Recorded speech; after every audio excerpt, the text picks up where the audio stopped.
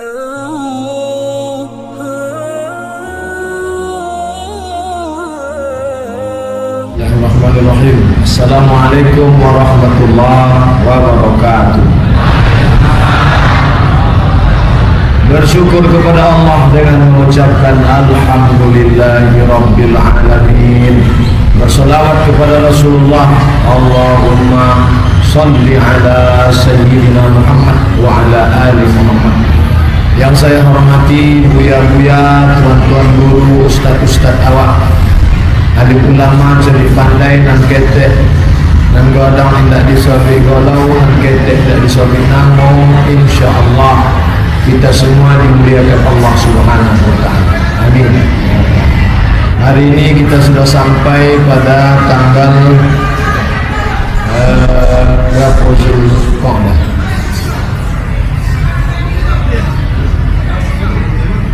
Suara Gesek-gesek ke suara aja. Awal Zulqa'dah. Tak 10, tak boleh, tak 2 boleh. Pokoknya awal Zulqa'dah. Tak lama lagi kita akan masuk pada bulan Zulhijjah. Fasalli li rabbika, salatlah, wanhar, berkurbanlah. Menurut mazhab Hanafi, kurban itu wajib. Nanti kalau ada ustaz berceramah katanya kurban itu wajib, itu yang dia pakai mazhab Hanafi. Dalilnya, man wajada sa'atan, siapa yang punya rezeki, sa'atan lapang, falam yudhi, tidak mau berkurban, fala yaqrabanna musallana, jangan dekat-dekat tempat solat kami. Siapa yang punya rezeki tak mau berkurban, jangan dekat-dekat tempat solat kami. Menurut kaedah usul fikih, kalau ada wa'id, tahdid, ancaman, berarti wajib. Di situ ada ancaman, la yaqrabanna, nunnya itu nan taukid, penekanan makna. Siapa yang punya rezeki tak mau berkurban, jangan dekat-dekat tempat sholat kami. Ancaman. Kalau begitu wajib. Itu dalil mazhab Hanafi. 2. Nabi seumur hidup tak pernah meninggalkan kurban. Dari mulai kurban diwajibkan sampai meninggal, tak pernah meninggalkan kurban. Muwazabah continue, terus menerus. Di antara perbuatan itu menjadi wajib, paling tinggi wajib, di bawah wajib sunat muakkad, di bawah sunat muakkad sunat. Maka menurut mazhab Hanafi, berkurban itu wajib. Kawan-kawan kuliah dulu yang dari Turki, India, Pakistan, Bangladesh, ini yang mazhab Hanafi. India, Pakistan, Bangladesh, Turki, Hanafi. Mesir campur, sebagian Hanafi, sebagian Syafi'i, bersaing antara Hanafi dengan Syafi'i. Makanya mahasiswa-mahasiswa Turki, mahasiswa India itu hari raya kurban memang dia wajib berkurban. Kalau ada ustaz nanti yang berceramah kurban hukumnya wajib, nah itu mungkin dia ambil dari pendapat mazhab Hanafi. Sedangkan mazhab Syafi'i, Maliki, Hambali, kurban tak wajib, hanya sunnat muakkad. Apa dalilnya?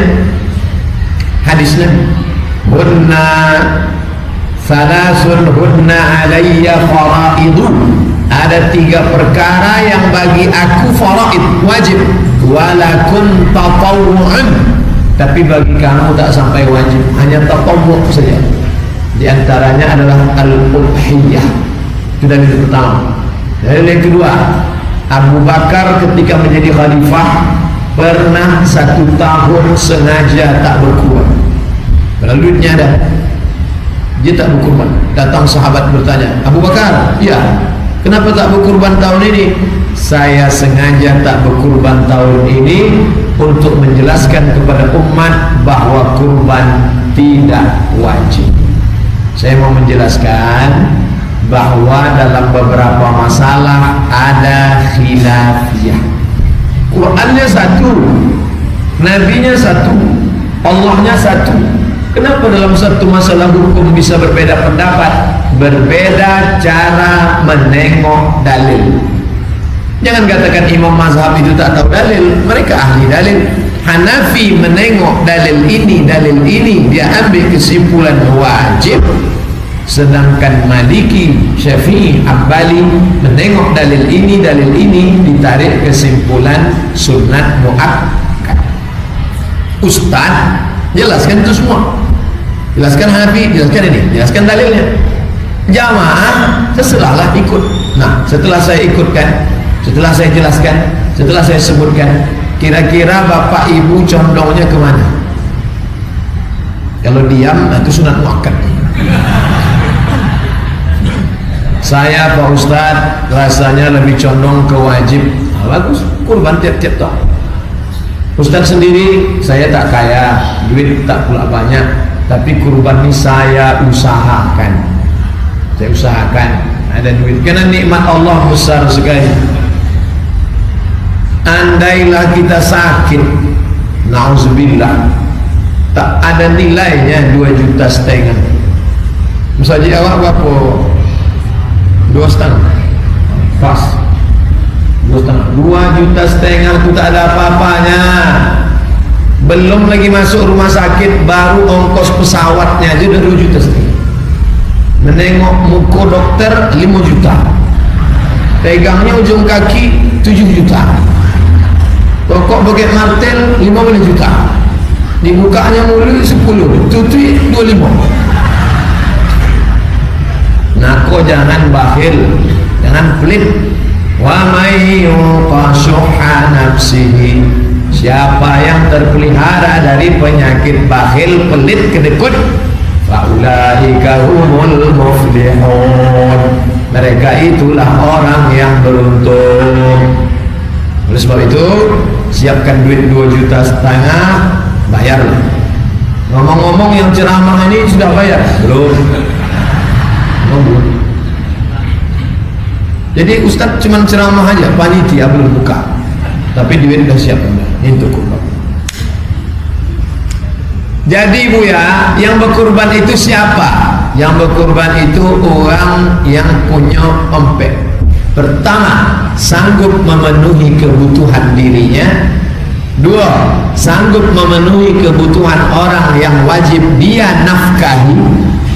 Tiga, sanggup memberi makan minum pada 4 hari, 10 Zulhijjah, seboleh, 2 boleh, 3 boleh. 4, sanggup membeli hewan kurban. Nah, ukur diri kita. Abdul Somad, sanggupkah engkau memberi nafkah dirimu? Sanggup. Istri anakmu? Sanggup. 4 hari, 10, 11, 12, 13? Sanggup. Sanggup beli hewan kurban? Sanggup. Berkurban.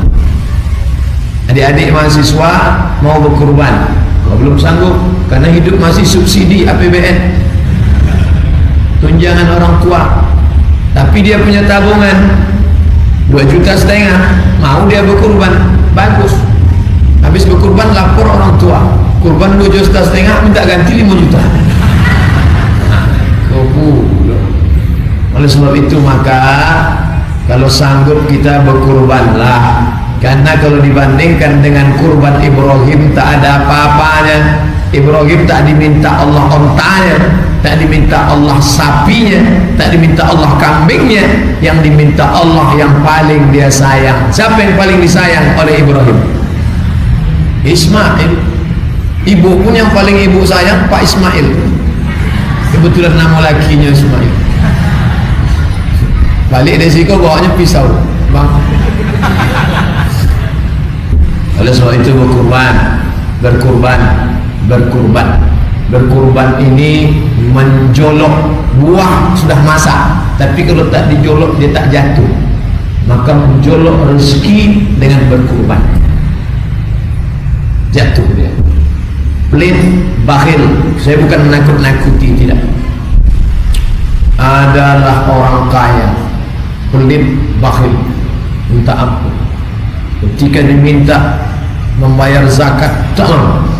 minta sodakoh tahu. Pokoknya asal nampaknya kotak sodakoh, sakit perut, mulas. Asal nampak sholat berjamaah, oke.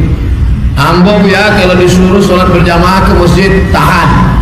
Iktikaf malam sampai jam 2 Ramadan, tahan. Tidak makan, tidak minum, tahan. Tapi kalau sudah bersedekah nih, memang menyakitkan dia, memang sakit.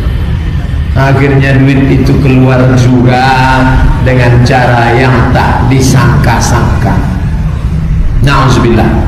Maka kalau mau berkah rezeki, berkurbanlah. Yang sudah kaya-kaya, rumah-rumah besar, gedung-gedung, mobil mewah di lingkungan masyarakat elit, jangan lagi berkurban di tempat itu. Bagi situ, potong situ, bagi situ, tak ada gunanya. Bagikan ke daerah yang tepi-tepi.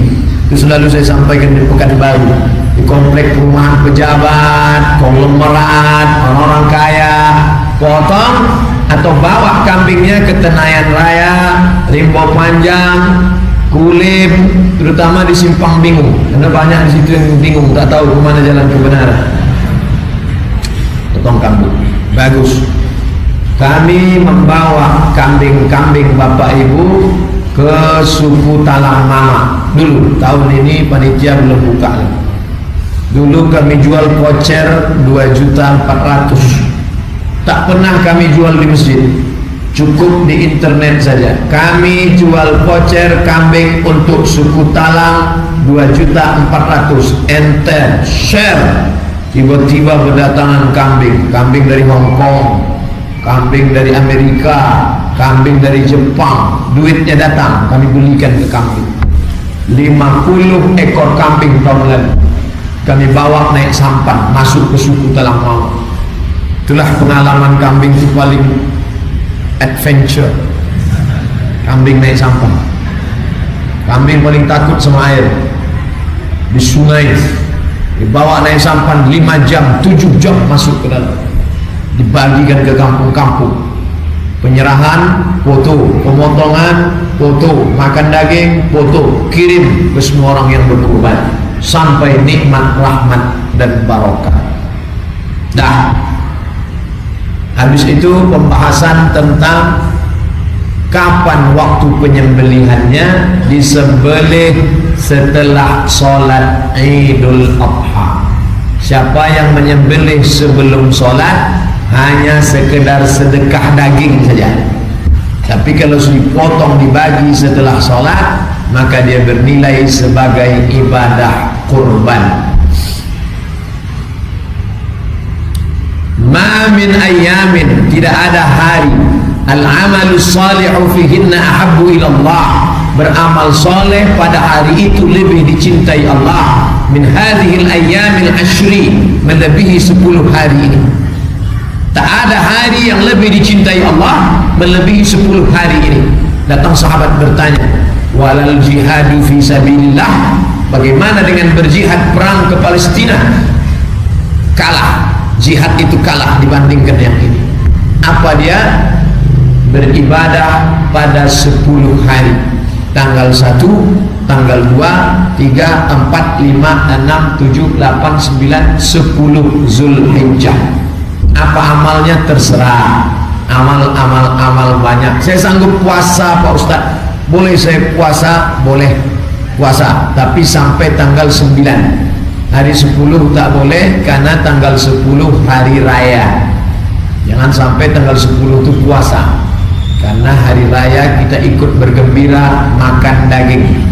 Saya tak bisa makan daging kambing Pak Ustadz, tak usah dimakan, ditengok aja. Ada orang zaman sekarang makan daging kambing kumat darah tinggi, tapi yang sudah sangat-sangat takut baru menengok kambing udah naik darah tinggi. Na'udzubillah. Sebenarnya bukan salah kambing. Nabi Muhammad makan kambing, tak ada hadis menyebut Nabi meninggal karena tekanan darah tinggi, tak ada. Bukan salah kambing. Kambing itu hanya kambing hitamkan saja. Sebetulnya tak apa-apa. Orang Arab banyak makan daging kambing. Yang penting dinetralisir dengan Kulu, makanlah, washrabu, minumlah, wala tusrifu, jangan berlebih-lebihan. Selanjutnya tentang umur kambing. Kambing itu umur 2 tahun. Umur 2 tahun. Bagaimana cara mengetahui umur kambing, Ustaz? Kambing itu kan tak ada akte kelahirannya. Dari mana kita bisa tahu umurnya? Yang ditengok 2, tanduk dengan gigi. Makanya di tempat jual kambing ditengok gigi kambing, sama dipegang kepala tanduk. Ini dah cukup umur. Karena kambing yang tak cukup umur, dagingnya belendir. Kalau sudah daging belendir digulai, orang jijik makannya. Tapi kambing muda yang sudah cukup umur enak, segar. Bagaimana kambing itu enak di leher tenggorokan kita, begitu jugalah kambing itu enak di leher kawan dan sahabat. Makanya Bapak Ibu yang langsung membeli kambing, tengok, karena musim-musim kurban ini semua kambing sakit bersolek. Kambing-kambing yang cacat, kambing-kambing yang sakit dibawa ke pasar kambing, dipoles supaya laku. Maka mesti diperhatikan baik-baik. Pemerintah mengeluarkan sertifikat binatang sehat melalui dokter hewan. Dan kata Pak dokter hewan lebih hebat daripada dokter manusia. Karena kalau dokter manusia ditanyanya dulu, Bapak sakit apa? Gejalanya apa? Dokter hewan tak pernah bertanya.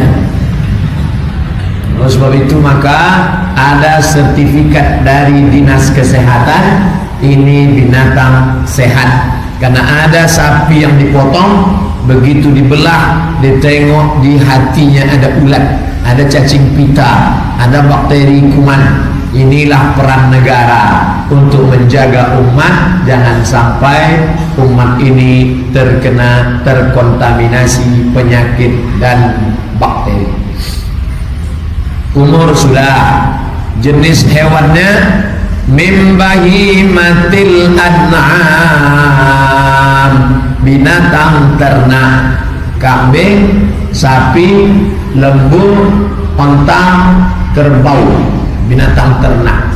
Tahun lalu banyak jamaah dihebohkan bertanya ke saya, Ustaz, kami dengar ceramah katanya boleh berkurban ayam sekandang. Mazhab apa lagi ini? Banyak betul mazhab sekarang. Maka kita pakai mazhab jumhur saja, min bahimatul an'am. Yang ini 1 kambing 1 orang, yang ini 1 onta 7 orang. Yang mana yang betul nih Ustaz? Yang membuat 1 kambing 1 orang amalan Nabi Muhammad sallallahu alaihi wasallam. Allahumma haza an Muhammad wa ali Muhammad, dipotong. Yang membuat 7 orang 1 onta itu Nabi dan sahabat. Naharna ma'an Nabi sallallahu alaihi wasallam amal Hudaybiyah, pada saat tahun perjanjian Hudaybiyah tahun ke-6, kami berkurban bersama Nabi 7 orang dalam 1 onta. Jadi sebagian masjid sudah menulis daftar peserta kurban Masjid Bagus Salam tahun 2018. 1, 2, 3, 4, 5 sudah dapat 5 kambing, 5 sapi, 5 kerbau atau 5 sapi. Mantap, saya belum ceramah udah 5. Ini nampaknya sehabis ceramah ini tambah 5 nih. Sebulan lagi sudah persiapan. Bapak Ibu yang dimuliakan Allah Subhanahu wa taala. Lalu kemudian menyembelih pagi itu yang paling bagus menyembelihnya sendiri. Karena Nabi SAW menyembelih sendiri. Nabi dipotong sendiri. Dimiringkan ke arah kiblat, ini kepalanya, ini ekornya, dimiringkan ke bagian kiri ke arah kiblat. Kepala dipegang. Bismillahirrahmanirrahim. Akbar. Allahumma taqabbal min fulan bin fulan.